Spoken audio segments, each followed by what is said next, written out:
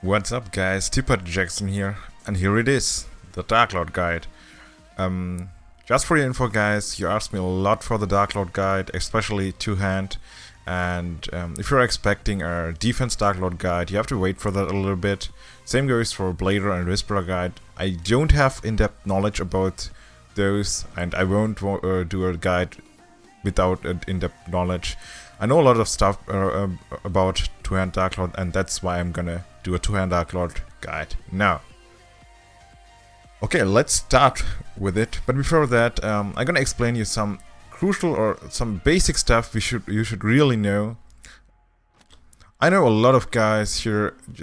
If you struggle to with your class and don't know what to do, you look for advice in the combat power ranking. Don't do that, guys, please. Combat power is not about how good they are in certain content. It's just about who can upgrade his gear or who has the most tier 3 pets and so on. So if you are searching for, or if you're, for example, struggling in Endless Tower, look for the players. If you are struggling to solo, look for the players in ranking 1, search for the one with the same class like you, and look for his build. So as you can see, this guy is not in the combat power. And this one is also not in the combat power ranking, as you can see. But still, he managed to do that with the fastest time. So you should look for these guys if you struggle with a certain content. And if you are in a group, obviously look for group. Oh, we are there, so check the groups, check how they do it, and which build they have, and so on. So, what can you expect from this guide? I won't go through a special bar here and say this bar will help you in every situation. That would be a lie. It's all about improvise, adapt, and overcome, guys. That's those three words. Gonna pretty much explain everything I'm gonna explain about Dark Lord. It's all about adapting to the situation. And there are some guys out there who believe the Korean Dark Lords in top ranking, those builds are pretty sure what should go for, but that's wrong, guys. Just compare their gear score. If a 300 or 200 KCP plus Dark Lord is able to clear stuff, you won't be able to do that with the same build. You will get wrecked. You are a shitty 150 or even lower CP Dark Lord. So don't go for the Korean builds until you have the same amount of CP like them. Okay, so let's start. First of all, an overview about the Dark Lord. What can you expect from the two-handed Dark Lord? A two-handed Dark Lord is not a tank. Still, you will be able to get more damage or survive more damage than the other DPS classes, which like the Whisperer, Blader, and War Mage. But you won't be able to deal that much damage like those other classes. So you have better survivability. But less damage compared to the other 3 DPS classes. And obviously the the Shield Dark Lord will survive or will have more defense and less damage compared to you.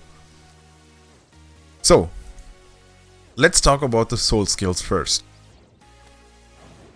As a two-handed Dark Lord, you're gonna need I went for crit rate because crit rate is really important to boost your damage at the beginning. And some of you may say this level 60 unlock is kind of only for PvP. It doesn't matter, guys. Every point you put in the crit rate will increase your basic crit rate. That's why you are doing this, not for the 60 unlock here. And also the 30 points in health are really important to sustain longer, because you will deal decent amount of damage and can get benefits out of this passive to get which will give you 3% life leech from your attacks. Now I'm going for the evasion to sustain more longer, and later I will be able to swap to Allegro if I want. So some of you guys might want to go for the MP recovery, the weapon skill, which restores 20% more MP, which will let you cast your follower sprite for longer. But I wouldn't suggest that. That's not a good idea, because it's a totally situational. You will only get in certain situation benefits out of that 30 points in MP recovery. I'm gonna talk about it later, guys. So as I said, go for crit, 30 health, and the attack. No, sorry, not the attack, the evasion. After evasion, I will most likely go for cooldown reduction, especially because I have a lot of skills with long cooldowns, and that will help me to keep up the mana pool and the rotation, if I have a rotation. As I said, you have to adapt to the situation. Okay, next, guys, is the artifact. So as you can see, I have my level 20 rainbow, and I would suggest you to do the same. Get the rainbow to level 20. It will help you overall with get damage and sustaining, and it's better than Hysteria at the beginning. Obviously, you're gonna go for Hysteria or Allegro in the late build. Hysteria will give you more damage but less sustain, and Allegro will benefit your group and give you more sustain, but compared to Hysteria, you won't deal that much damage. So depending on what you want to play, or if you're a group player or more a solo player, go for Hysteria or Allegro later, but not from the beginning. You need at least decent level on those two artifacts to equip those, especially Hysteria. I would suggest to get Allegro and Hysteria after leveling up Rainbow to at least level 30 or even higher. And you should also have decent amount of crit chance for Hysteria. I would say 20% or more. Or if you're going for Allegro build, I would say 25% evasion or more. And then you can swap those and equip those, and just can dismantle the rainbow one, or keep it leveling it up later for situational stuff. As I said, I'm gonna swap those artifacts depending on the situation. So that's why I will suggest to level all of them, not this one obviously, the Allegro one, all of them later to 100. Okay, so let's talk about gear and stats which you need. So obviously, as a two-hand Dark Lord, you have to try to get, if possible, on all of your sets cooldown reduction, but that's not the main stat which you want to have. So on your helm, you want to have crit rate, which is really important. You can see I rerolled crit rate, because only on helm and gloves you can have crit rate. You won't be able to get crit rate on those 4 slots, but you can have evasion on those 4 here. So you will try to get evasion on those if possible. Okay, so evasion on shoulders, chest, pants and shoes, and crit rate on helm and gloves. On your weapon, obviously also crit rate, crit damage, and attack. Later they're gonna be best in slot weapons. At the moment, I don't have those. The best in slot weapons have 20% boss damage included, so obviously you're gonna take that and try to get crit rate rolled on it if it doesn't have crit rate. But generally, if you have those stuffs already and you don't need to reroll those stats, you should try to get cooldown reduction if possible on all of them. And if you're lucky like me with this one here, look at this chest. It has already evasion rate and cooldown reduction and all damage reduction. I don't need any other stuff there. I would have gone for substat reroll and would have rerolled CC time reduction, and luckily I have CC time reduction also there. So from substats, if you have the main stats already, perfect main stats, you should go for CC time reduction. It's really important, especially in labyrinth runs later. And in PvP, obviously. So CC time reduction is the best substat you can have. And cooldown reduction on the cooldown reduction and crit damage and MP cost reduction are really good stats on your jewelry. For the gems I have here, the special gems you can craft, the tier 2 gems. If you don't know what tier 2 or tier 1 or tier 3 gems are, just watch my crafting guide, I explain it there. So I have the evasion gem here in my shoes. I have the cooldown reduction gem here in my shoulders, and I can craft the crit chance, not the crit chance, penetration one here, but those are ancient. I'm waiting for my mythic gear so that I can put the real good gems in there.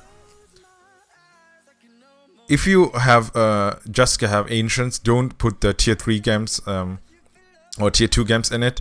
I would suggest to put beast bonus damage games in it. Why? Because the last boss from Sanctum Dragon Knight, and I hope you want to clear that boss, but it's the hardest boss at the moment. He's a beast, which means you're gonna deal more damage with those beast bonus damage you get from those gems. Okay guys, now let's talk about the skills. It's gonna be interesting now. So most of the guys or the Korean builds say this is the skill you need for everything, so don't swap it. It's wrong, it's stupid guys, it's really stupid. So let's start with the basic skills. When you're gonna need this one is really good if you are dealing against squishy mobs. We're gonna go down really fast, or if you have a Dark Lord in your group, another Dark Lord who can pull the mobs together. So if you have a lot of range mobs spread out around the place, you're gonna have to run to each of them to kill them. So you can't just spam and hope that one of your cyclones will hit them. That won't happen. So that's not good if you're playing solo against a lot of range mobs, but it's really good against grouped up mobs. You're gonna be able to kill them really fast. This one here, this is what I always equip if I run with a party, because I can pull all the mobs together and my follower spirit will benefit from that if they are all in the same spot where my follower spirit is. So this is really good for if you have a group and you don't have another Dark Lord, defense Dark Lord who will be able to pull the mobs. So for Labyrinth run, you can watch my VODs all the time, not by the boss fight, but in the stages during the floors. I'm gonna equip this most of the time. This one is a must-have on boss fights. This is useless on boss fights. I would say less useful, not useless, less useful. This is useless, but this is less useful, and this is the best thing you can have on boss fights. You will see if you watch my VODs, especially yesterday. I can show you guys here. Lupus Labyrinth, solo player. I have cleared stage 20 yesterday, and you can watch my VODs. I will link it below. You will see that I adapt my bar, change my bar completely in the boss room. I realized, oh fuck, I have this second hardest boss on stage 20, and this skill or this build doesn't work on him. I change it during the fight. You will be able to see that, and that's why I could clear the kill the boss. So back to the skills, guys. So as I said, boss fight skill, good if you don't have to fight a lot of range mobs, and if you have grouped up mobs. Good to have in group if you don't have enough pull, like another Dark Lord to pull or something like that. This will help your group to clear things faster. Okay, follower spirit, this skill here, is your main damage skill, guys. If the boss is stationary, if you can afford to stay at the boss, and or if there are a lot of mobs around you, which will help you to get your MP back. You won't need the 30%, 30 points in MP with the 20% more MP rec on your weapon skills if you have a lot of mobs around you. And you won't need that too if you are fighting against a boss, because as I said, you're gonna go for this one for boss fights, and if you can stay at the boss, you won't need that passive. You should be totally fine without that passive. So follower spirit, and if you run out of mana or close to run out of mana, you can use purification, which will give you 50% of your MP back. The problem is you can't use it always only because you need MP, guys. Depending on boss fights, depending on the situation, as always, keep in mind, is the boss has the boss CC effects? Do I have to, if you are playing with group, do I have to keep it for my group mates if they got CC'd to help them out so that they're not gonna get one-shotted, or do I need it for myself if I get CC'd? So you can't spam it only because of your follower spirit. You won't be able to one-shot everything with follower spirit like the Korean guys with 300 CP will do. Okay, for the support skill we have the Attack of Order. Take it. It's a must-have spell, guys, for the group and even for the solo play. Same goes for the vicious charge. The only other mobility spell you will have is the Dark Horse, which is one of the expert skills, and that one, that expert skill won't help you as a two-handed offensive Dark Lord. So you're gonna have to go for the vicious charge. This is gonna help you to save your teammates by taunting mobs if they struggle to stay alive, and this one will also it's actually important or must have on endgame boss fights. You need the mobility. You're a slow Dark Lord, so you have to time it. You are not allowed to spam it.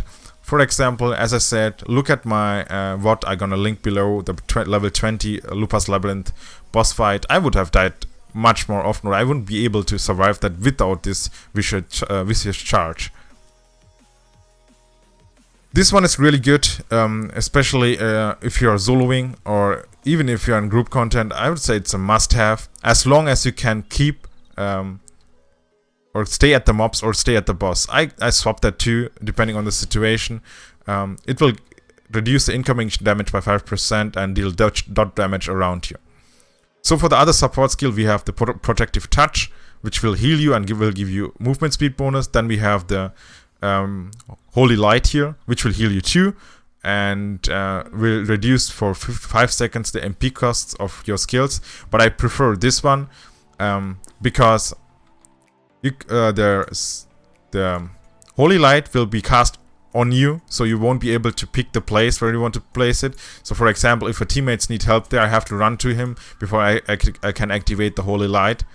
But if I have the Protective Touch, I can just help him by without being close to him.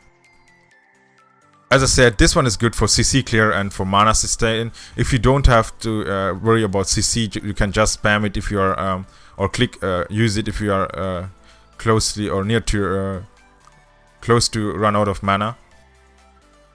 And about the other skills, especially my expert skills, guys, those three are really needed. Sorry. Those three, I would suggest to go for those three. Those are really important for if you are gonna want to be the two-hand Dark Lord, more offensive Dark Lord. So March, because of the attack order. Devastation, not because of the active skill. This one, you won't use this one. But the Guardian Authority, attack rates a 10% chance of increasing your attack by 10% for 5 seconds. This one is really good. And obviously, you're gonna take this one for Follower Spirit and for Valiant Passion, because it's gonna decrease the boss defense by 5% every time you attack, up to 5 times, between 25%, and then you can add the 10% from your Holy Envelope to it, and you're gonna have 35% reduced armor on your boss, which is pretty good. Which skills are also good? So depending on situation, as I said, watch the VOD from my Lupa's run, guys. I completely changed the skills here because I wasn't be able to stay close to the boss. So if I have to run all the time, Follower Spirit won't help me that much, because after I run out of mana, I have to wait for this cooldown, and I needed that for some other case. So if you have to run away all the time, this won't help you. So instead of that, I picked the Fire Burst, which is a really good spell if you have to move a lot. It's gonna deal a lot of damage, and it has really low cooldown, and also the Weapon Throw. You should avoid spin attack on as a two-handed Dark Lord, because you won't have enough damage, especially in group play, but you will get the aggro of those mobs, and you don't want to have that. Monarch Sash is a good spell, but useless or not useful for two-hand Dark Lord, because you have a better pull with your auto attacks, and yeah, this is not worth it, especially with 10-second cooldown time. This one is good situationally if you need CC, but as I said, I would prefer. You don't need CC if you have Dodge March on you, and you can keep the mobs all the time on you, and the group mates can kill it because of that faster. You don't need to CC them. So we have also Lugar's Protection. At the moment, it won't be helpful for a lot of for the other players. I'm playing a lot in groups. Even if you're solo, your defense will be increased by 50% for 20 seconds. So depending on how much defense you have, it will be worth it or not. If you have too low defense, it won't help you that much, obviously. Then it's better to have another heal. So just swap this one for a heal. As I said, if you realize, okay, I can't use Follower Spirit and the boss has don't have any CC, swap those two and get another heal, for example, and get a damage spell which you can cast while moving, like what I did on the boss fight in the Labyrinth runs. And Destruction Tremor is actually not useful at all because the cast time is too long, and it's later really hard to get the boss to stay in one place. So guys, for the PvP skills, I would suggest to get Attack Order. Is it Attack Order? So let me explain you what I had for PvP. So if you have if you play Dark Lord, two-hand Dark Lord, if you are fighting against the other mobile classes, the range class, you should take the dodged march so that it can't escape you all the time. And here, obviously, Follower Spirit is useless in PvP. Who's gonna stay there all the time? So take the weapon throw; it's really good.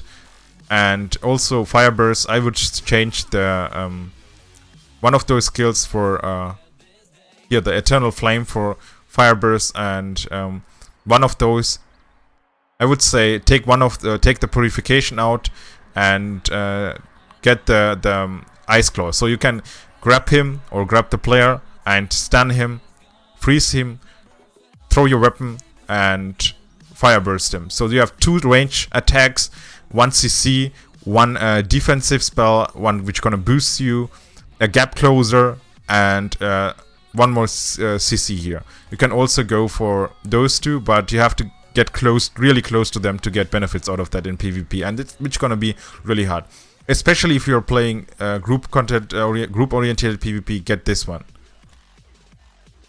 Okay, guys, so that was it for my Dark Lord in-depth guide. I hope it was not too long. I really tried to explain every stuff here. If I missed something, if I forgot to talk about something, you are free. You can ask it or ask the question in the comments, or just watch my stream when I'm online today later. So thanks for watching, guys. I hope I didn't confuse you, and we'll see us on the next stream or the next guide. Bye bye, guys.